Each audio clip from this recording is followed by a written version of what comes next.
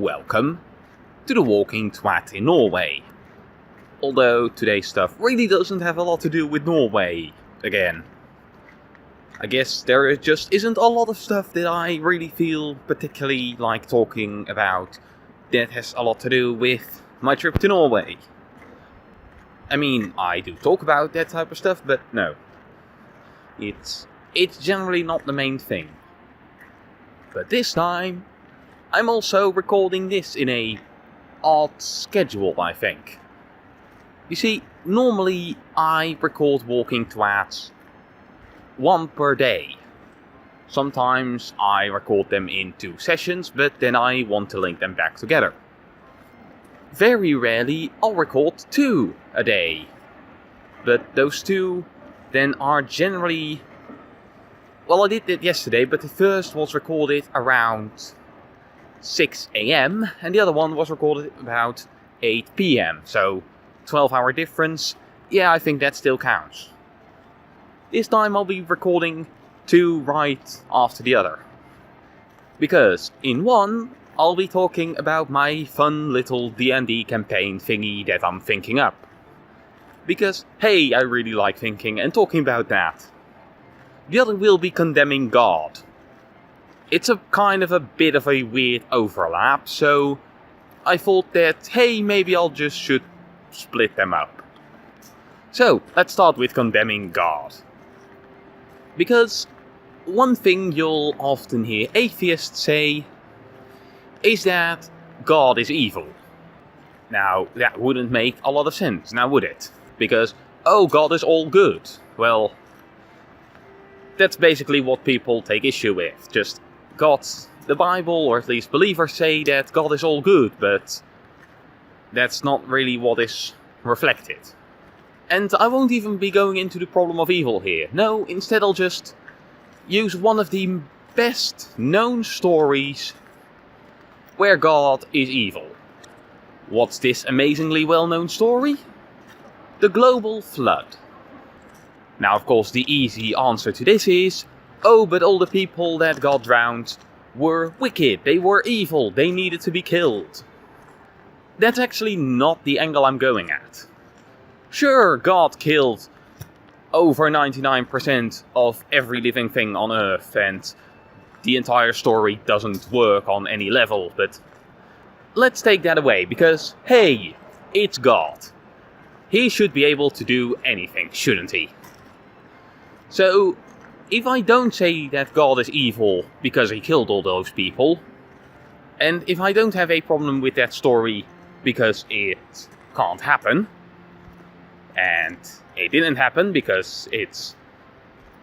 Well, we would see a lot of evidence for a global flood, which we don't see. But if none of that is the angle I'm going with, if none of that is how I'm going to justify my observation, my belief that God is evil, then what am I going for? Well, I'm going with the actual flooding. Flooding is terrible. Not just in the way of it kills people, no.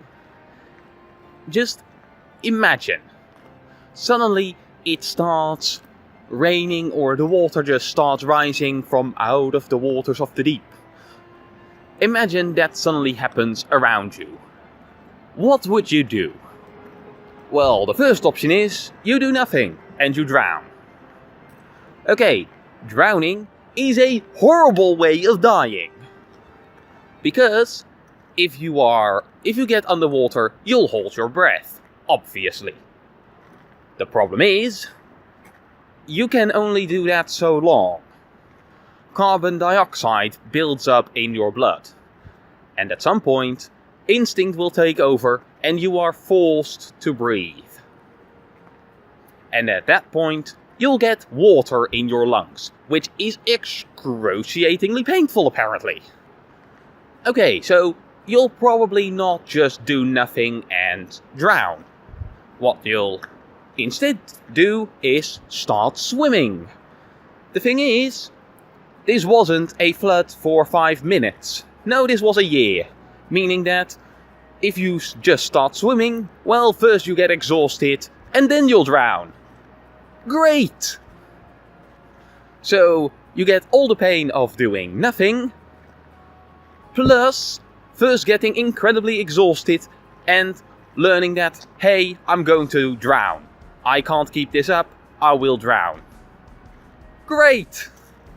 Okay, so maybe you are a bit smarter than only swimming. Maybe you'll get onto something.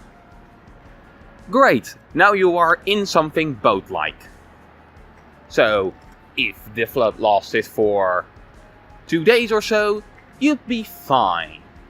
Problem is, the flood didn't last for a day or so, did it? No, it lasted for a year.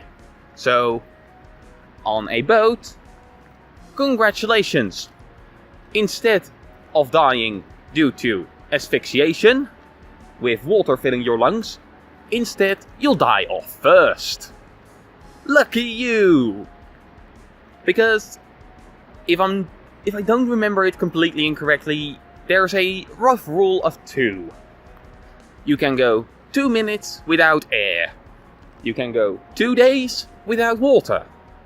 You can go 2 weeks generally without food. And I think this is the most questionable one.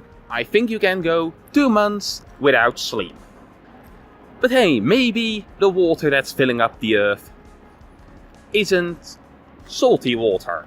I mean, it will also mix with the oceans, which will make it more salty. But hey, it should cover up all the mountains, so I think that amount of water would dilute the salt enough that you could maybe drink it. Congratulations, you'll now no longer die of thirst in 2 days. Instead, you'll die of hunger. Because 2 weeks without food. Well, that flood didn't last 2 weeks, now did it? No, it apparently lasted a fucking year. So congratulations. So even if you took some food with you, well, it ain't going to last a year. Maybe somebody had a floating farm. That would kind of defeat the flood myth, because hey, only one boat is supposed to survive, but hey, maybe it isn't. And then you get the problem of, well, unless you are in a very secluded area, you'll have to start rejecting people. People swim over to you, and you have to tell them that, sorry, I can't support you. I can't provide for both of us. You're going to have to drown or stay here and die of hunger. And that's going to happen everywhere. If you have a boat in something like a city, which, I mean, it might sound odd to some people, but hey, I live in the Netherlands. We have places where people live next to a bit of water, a canal of sorts or stuff. And then just dozens, if not hundreds of people swim towards your boat for help. And you have to tell them, sorry, I can't help you. You now have to drown. All of that is pretty fucked up, isn't it? Most people will drown, which is, if I don't remember incorrectly, one of the worst ways to go. People will start dying of thirst, dying of hunger. You'll have to reject people who only just want to survive. That is what would happen if the global flood happened. It would be terrible for everyone. Everyone would die in terrible pain. But maybe your question is, well, what else could God do? Everybody needed to die. Well, one, he is God. He should just be able to snap his fingers and suddenly everybody drop dead, shouldn't he? Because he's God. But hey, maybe he couldn't do that. Well, if you can make a fuck ton of water just appear out of nowhere and make it disappear in the end, well, what he should also be able to do then is to remove almost all of the oxygen, just only in a small bubble that only Noah and his family and his stupid animals are in, and then make the oxygen appear again. Oh, but then they'll still drown. Yes, but not in a way people notice. Or just make people unable to take in oxygen. Because, hey, he made people, so why can't he change all people? It shouldn't be hard. He is fucking God. And yeah, not being able to take in any oxygen, either because your body suddenly fails to, or all the oxygen is suddenly gone from your area, it actually, if I don't remember horribly incorrectly, it's not that bad of a death. You know why? Because, well, yes, our bodies do have receptors for oxygen. They are not really linked to anything. That need for oxygen, that need to breathe when you hold your breath, when swimming underwater for example, that is not your body screaming for oxygen. What your body is really doing is screaming for the release of CO2. Our bodies, they take notice of how much CO2 is in the blood. It doesn't particularly care about how much oxygen is in it. Now normally this is not a problem. If you are in an area where just in almost all places you'll have oxygen to breathe. If you breathe out CO2 and then you inhale again so you can exhale more CO2, you'll also take in oxygen.